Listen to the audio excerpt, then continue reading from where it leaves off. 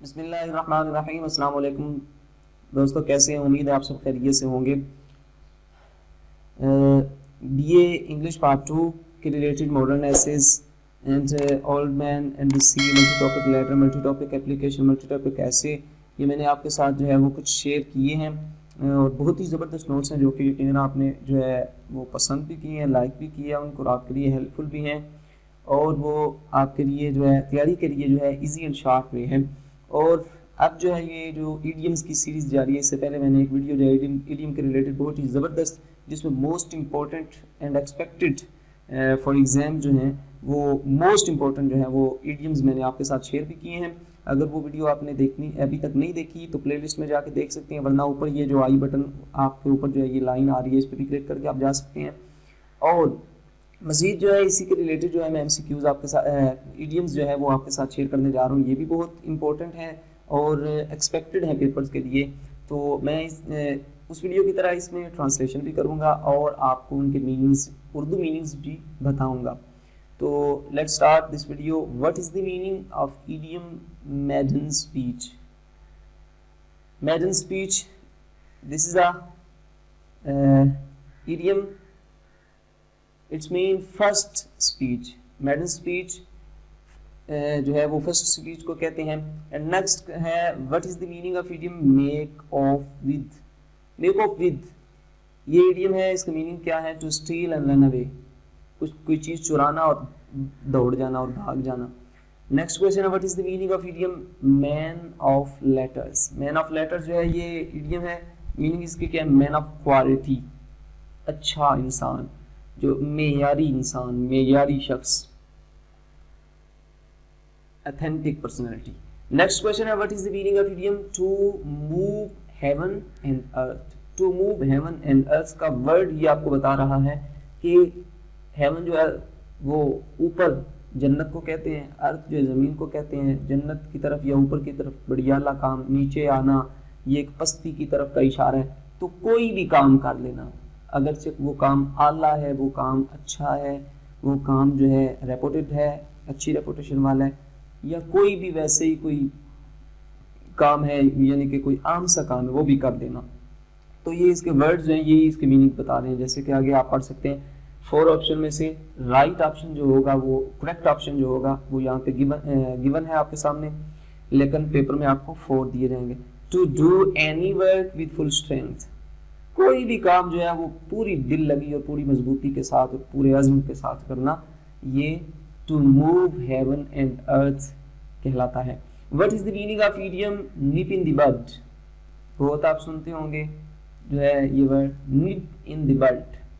निप, निप यानी कि उसको दबा लेना, उसको खामोश कर देना, उसको ख़त्म कर देना। इन द बड शुरू में ही।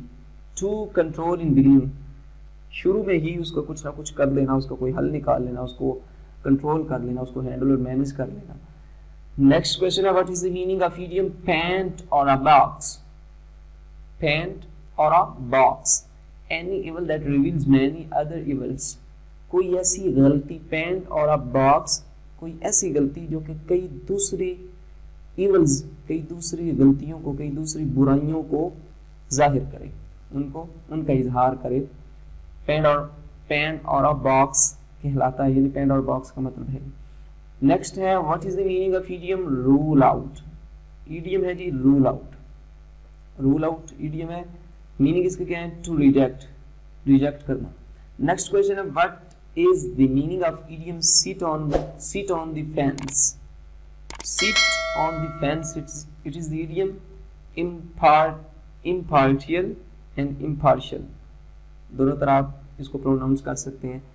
इसका मतलब है ये है कि आदिल, मुंसिफ, गैर जानिबदार। नेक्स्ट क्वेश्चन है what is the meaning of idiom French leave? French leave, leave आपको पता है छुट्टी को कहते हैं। फ्रेंच लीव ऐसी छुट्टी जो कि विदाउट परमिशन हो। इसकी मीनिंग आप राइट ऑप्शन जो आपको गिवन होगा पेपर में वो है to have a holiday without permission. ये बात आप जरूर याद रखिएगा कि पेपर में वर्डिंग चेंज हो सकती है, बट जो है वो उसका आइडिया जो है, उसका मेन थीम जो है वो वही रहेगा। वर्डिंग चेंज हो सकती है, फ्रेंच लीव के रिलेटेड जो है कुछ और वर्ड आ सकते हैं आपके सामने, लेकिन जो थीम है वो यही है कि ऐसी छुट्टी जो कि परमिशन के बगैर ली गई हो या की गई हो। तो मे बी ये वर्ड्स वहाँ पे आपको देखने को ना मिले, लेकिन थीम आपके ज़हन में होना चाहिए।